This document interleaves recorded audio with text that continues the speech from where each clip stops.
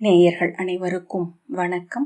வெண்முரசு பன்னிரு படைக்களம் அத்தியாயம் 2. முதற் படைக்களத்தில் எழுந்தவளே, நீ யார்? சொல். உன் 10 வலக்கைகளிலும் முப்புரிவேலும் வாளும் அம்பும் வேலும் ஆழியும் வடமும் கேடயமும் உடுக்கையும் மின்னலும் பொலிகின்றன. கீழ்கை அஞ்சலென எழுந்திருக்கிறது. தேவி, உன் இடது கைகளில் அரவம் வில் வல்லையம் மழு துரட்டி வடம் மணி கொடி கதை ஒளிர்கின்றன. கீழ்கை அருளலென கவிந்திருக்கிறது.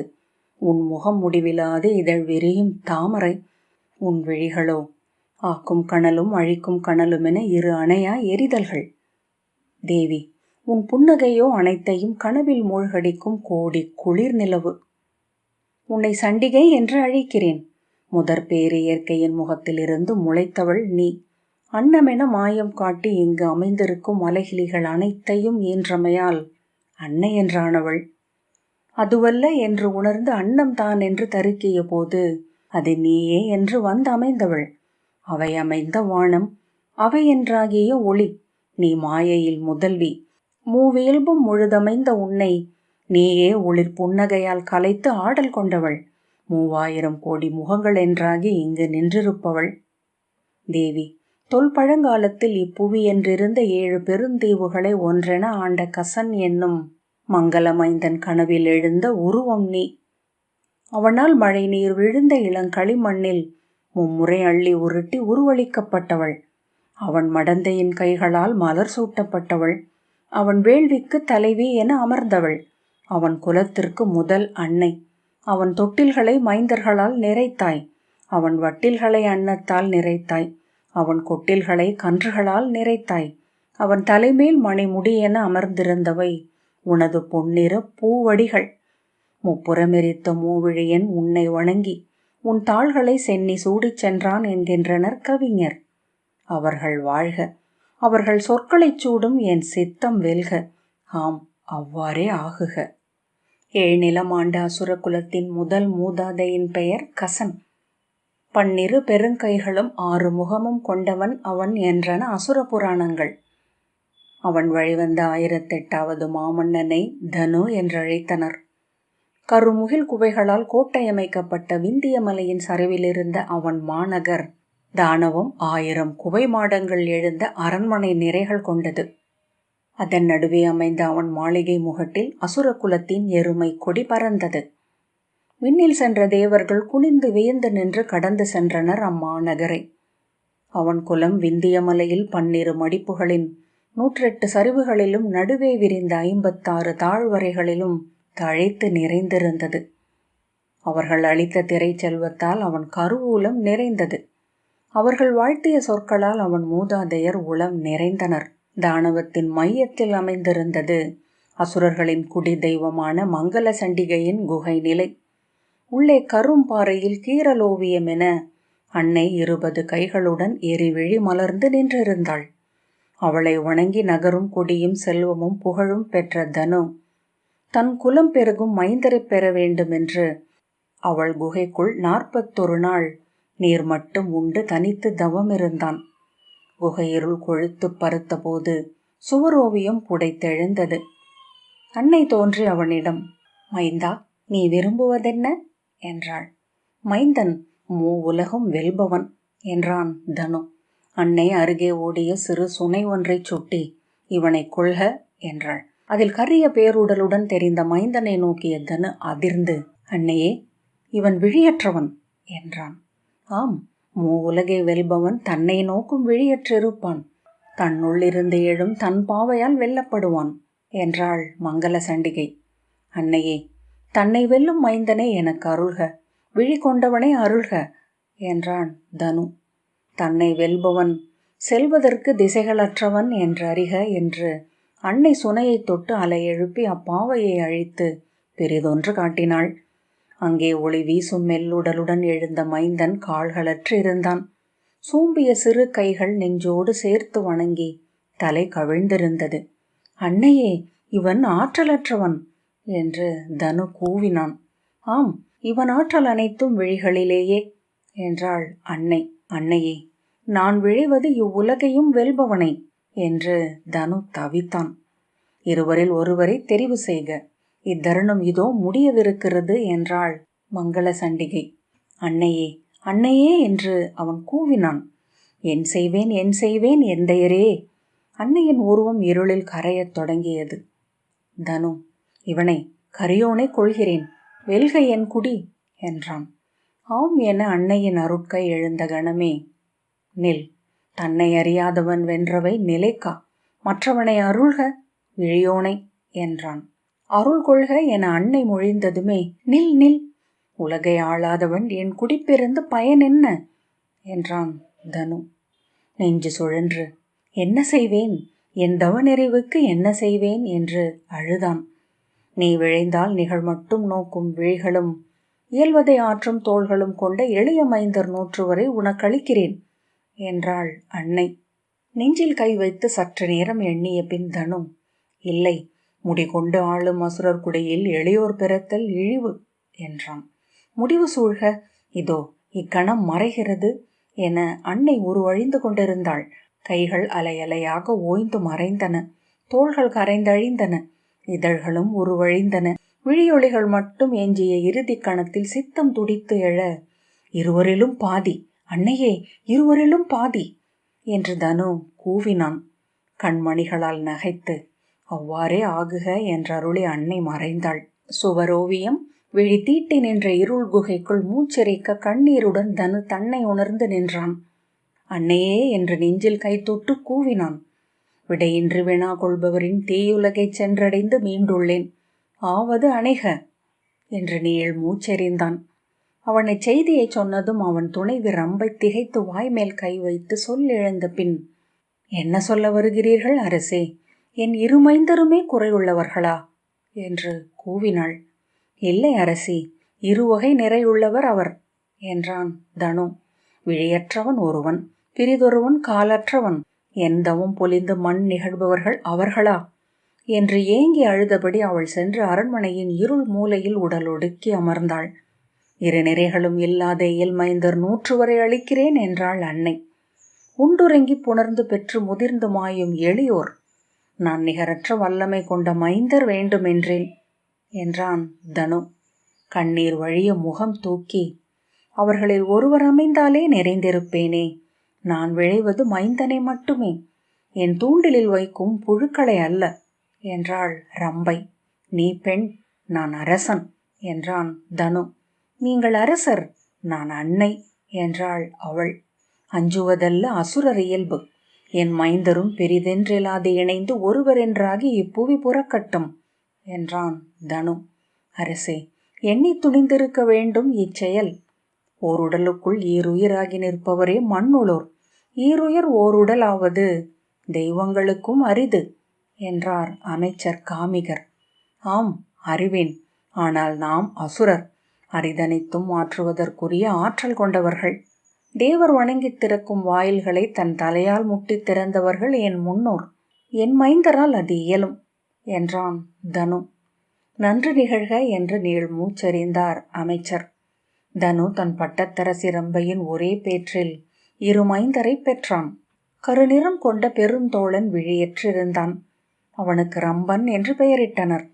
வெண்ணிறம் கொண்ட மெலிந்தவனை கரம்பன் என்று அழைத்தனர். எளிமையிலேயே அவர்களை எப்போதும் அருகருகே உடலொட்டி படுக்க வைத்தனர். ஒருவன் அழுதால் இருவருக்கும் ஊட்டினர், ஒருவன் துயின்றால் பெரிதொருவனையும் துயிலச் செய்தனர். அவர்கள் இருவர் என்பதை அவர்கள் ஒருபோதும் அறியலாகாது என்று தனுவின் ஆணை இருந்தது. எனவே ஒவ்வொரு சொல்லும் எண்ணி சொல்லப்பட்டன. இணைந்து அழுது, இணைந்து உண்டு, இணைந்து ஓடி வளர்ந்தனர். தன் உடலின் பிரிதொரு பக்கம் என்றே இன்னொருவனை இருவரும் நினைத்தனர். ஒளி என்பது குரல் என ரம்பன் நம்பினான். கால் என்பது ஓர் எண்ணம் என்று கரம்பன் நினைத்தான். அவர்களை ரம்பகரம்பன் என்று ஒற்றை மானுடனாக அழைத்தனர் அனைவரும். 4 கைகளும் 4 கால்களும் 2 தலைகளும் கொண்டு அசுரகுலம் ஆளப் பிறந்த பேருருவன் அவன் என அவன் எண்ணுமாறு செய்தனர். பறக்கும் குருவியின் இறகை எய்து வீழ்த்தும் விற்திறன் கொண்டிருந்தான் ரம்பகரம்பன். புறவிக்கு நிகராக ஓடவும் யானையை கொம்பு பற்றி அழுத்தி நிறுத்தவும் ஆற்றல் கொண்டிருந்தான். நுண்ணிய நூல் கற்றான். அவைகளில் எழுந்து சொல் நிறுத்தினான். அவன் வெல்லற்கரியதென ஏதும் இருக்கவில்லை. அவன் செயற்கெல்லை என ஒன்றும் துலங்கவில்லை. எளிய மானுடருக்கு மேல் எழுந்து நின்றிருந்த அசுரமைந்தனை அஞ்சியும் வியந்தும் அடிபணிந்தனர் அனைவரும். உளமென்றான அவர்கள் வளரும் தோறும் ஒற்றை உடல் என உருகி இணைந்தனர். ஓருடலுக்கான அசைவு அவர்களில் கூடிய போது நோக்குவோர் விழிகள் அவர்களின் சித்தங்களை மாற்றியமைத்தன. ஆண்டுகள் சென்ற பின் தானவத்தில் எவரும் அவரை இருவரென்றே அறியவில்லை. தந்தையும் தாயும் கூட அவர்களை ஒருவரென்றே எண்ணினர். இறுதி படுக்கையில் ரம்பகரம்பனை நெஞ்சு தழுவி வாழ்க என் குடி என்று கண்ணீர் விட்டு தனு மறைந்தான். அவன் சிதையேறி ரம்பை விண்புகுந்தாள்.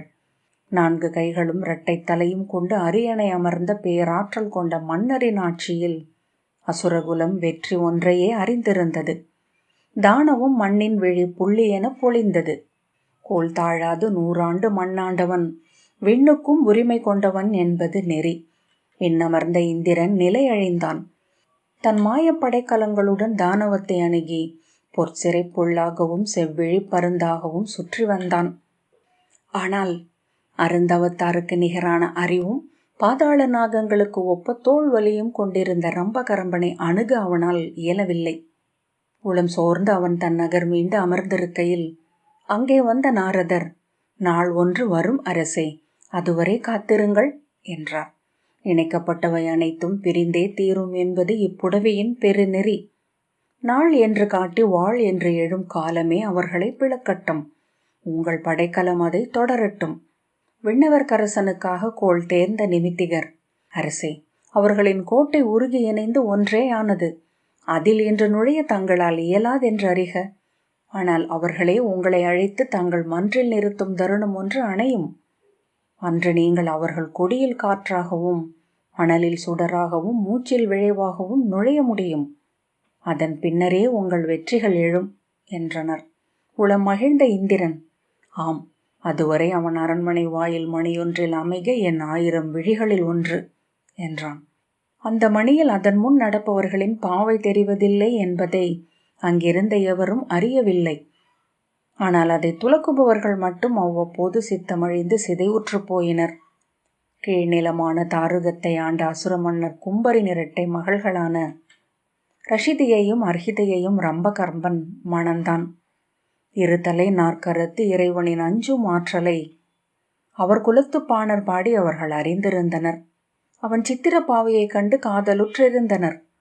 இருவரும் இரு பக்கம் நின்று அவன் கைப்பற்றி அனல் வலம் வரும்போது எண்ணுவது ஏற்றும் தெய்வம் ஒன்றை மணந்தவர்கள் என உளம் தருக்கினர். 7 புறவிகள் இழுத்த தேரில் அவனுடன் தானவம் வந்தபோது விண்ணெழுபவர்கள் என்றே உணர்ந்தனர். எளிய உருவம் கொண்ட அசுரகுடிகளை ரஷிதியும் அர்ஹிதையும் தங்களுக்கு நிகரென எண்ணவில்லை. ரம்பகரம்பனின் பேருடல் சித்திரங்களாகவும் சிலைகளாகவும் அவர்களை சூழ்ந்திருக்கச் செய்தனர். அவன் வெற்றியும் புகழும் பாடல்கள் என அவர்களின் செவி நிறைத்தது. நாள் போக்கில் 2 கை 1 தலை உருவங்களெல்லாம் அவர்களுக்கு எள்ளலுக்குரியவை ஆகின. குரங்குகள் போல கைவீசி தளர்ந்து நடக்கும் சிற்றுயிர்கள், நோக்கும் செயலும் ஒன்றே என ஆன சிற்றுள்ளங்கள், தங்கள் கரு நிறைத்து 4 கைகளும் 2 தலையும் கொண்டு பிறக்கவிருக்கும் மைந்தரை அகமிழ கனவு கண்டனர். அரச மனம் நிகழ்ந்து நீ நாட்களாகியும் மைந்தர் பிறக்காமை கண்டு தானவம் கவலை கொண்டது.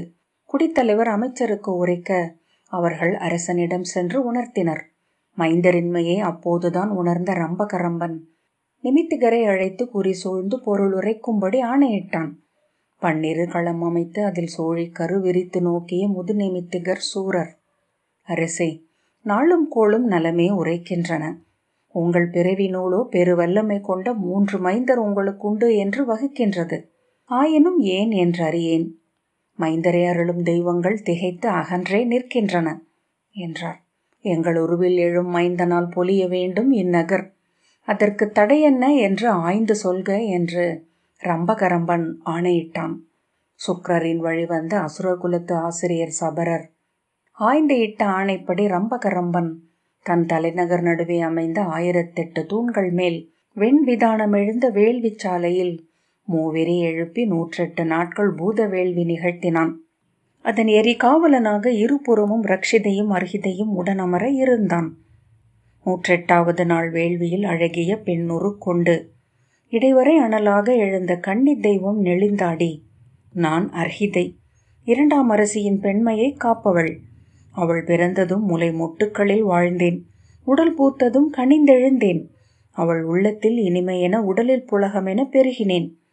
அவள் குருதியில் வெண்பால் என ஓடுகிறேன். அவள் கனவுகளில் மைந்தரை காட்டி விளையாடுகிறேன்.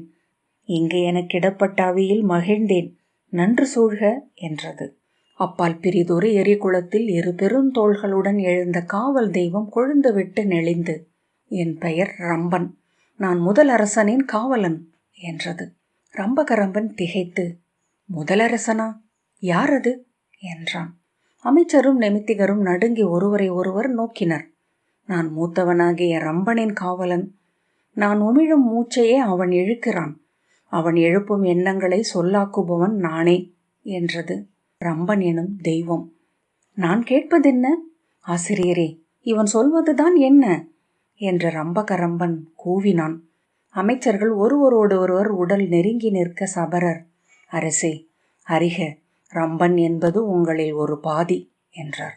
ஆள் பாதிக்கு ஆட்கொள்ளும் தெய்வங்கள் உண்டா அமைச்சரே என்றான் ரம்பகரம்பன்.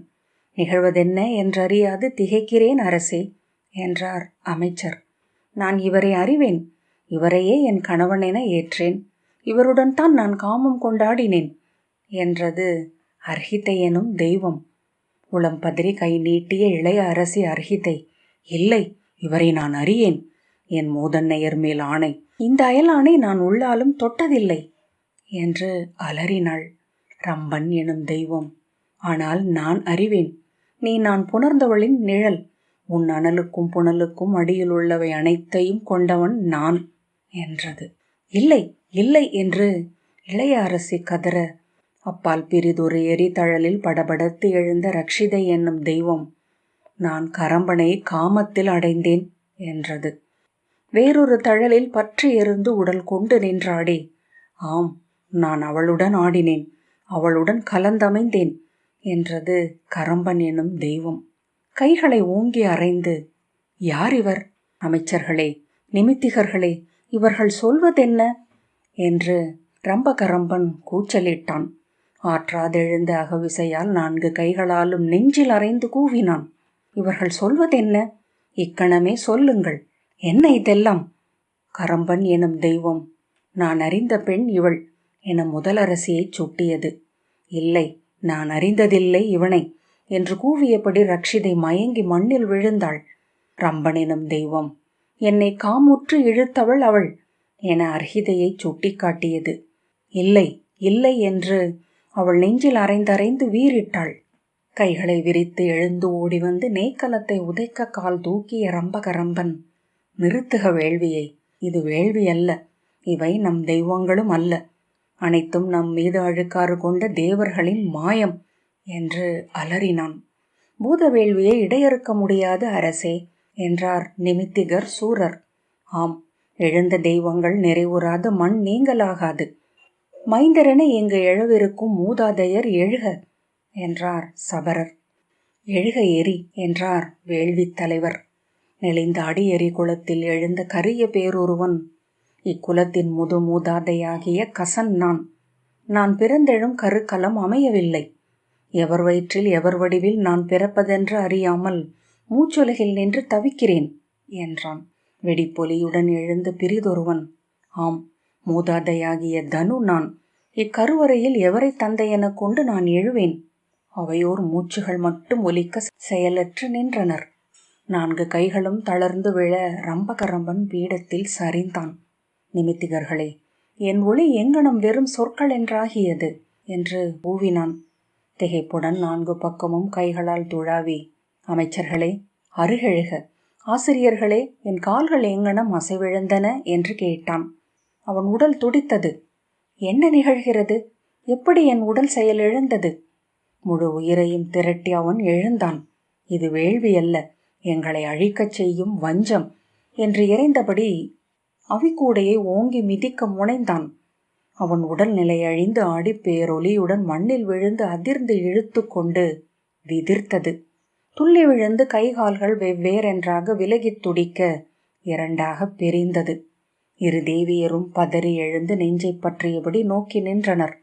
காலற்ற உடல் ஒன்று ஒரு பக்கம் தவித்து மண்ணில் தத்தி விலகிச் செல்ல, மறுபக்கம் கண்ணற்ற உடல் கரிய புழுவென கிடந்து நெளிந்தது. எந்தையரே, அன்னையரே, இவர் இருவர் என்று ரக்ஷிதை கூவினாள். ஒரு கணம் நின்று உடல் அதிர்ந்தாள்.